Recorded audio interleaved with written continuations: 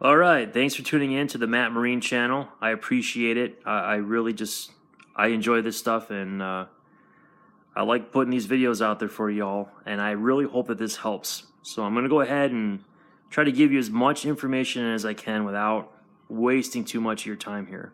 This is the Colt M4 Carbine Expanse. You need to be careful when you buy this because it says M4 Carbine on it.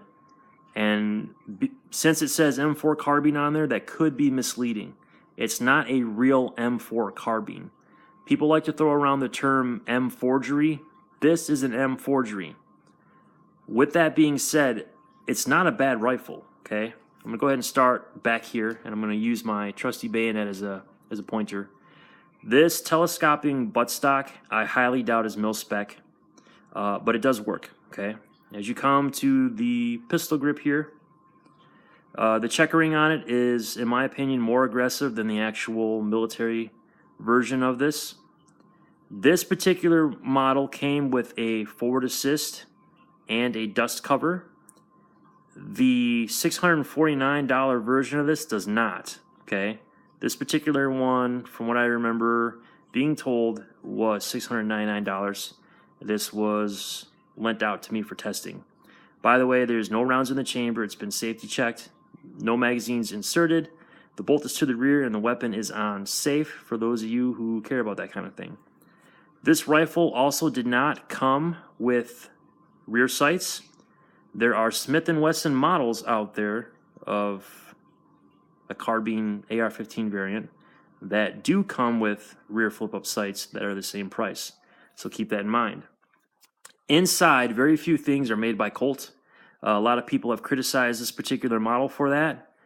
You know, evidently Colt sourced out some of the parts in the manufacturing and assembling or whatever to save costs, so they could give you this budget-friendly version, this pocket-friendly or wallet-friendly M forgery. As you move along here, here's your hand grips. The heat shielding is a little less than what you'd find on a normal M4. I think on a normal M4, there's 2 layers of heat shielding. This one has 1. Either that or the heat shielding is a little thinner.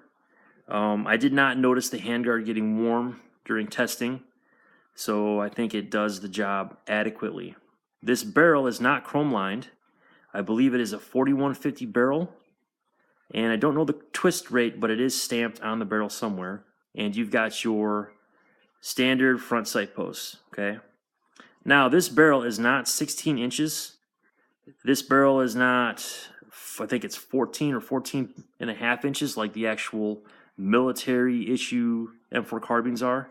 This barrel is 18 inches. And because it's 18 inches long, what happens here is I believe normal bayonets, that ring right there, rest towards the rear of the muzzle brake. And that muzzle brake fills up this gap enough to where once you click it in, it's stable. It doesn't want to wiggle around too much. Well, this doesn't do that. This ring ends up like down in here somewhere, and so it likes to slide back and forth or wiggle back and forth. It's not stable. So if you need a functioning bayonet on a rifle, this is not the one for you. If you're a contractor, this is not the rifle for you. If you're in the military or law enforcement, this may not be the rifle for you. I did do some research, and I found, and I heard this right from a Colt employee or representative. They said that this barrel should last you 5,000 rounds before it starts to lose accuracy.